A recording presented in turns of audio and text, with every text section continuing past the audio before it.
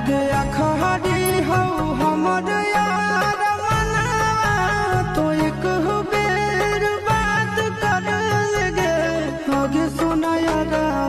हो भरती पटनवा में आके मुलाकात कर लगे आगे सुना यार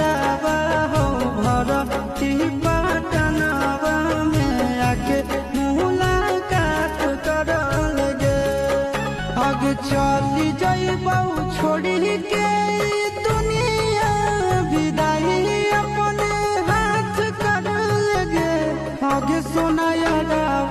हो भर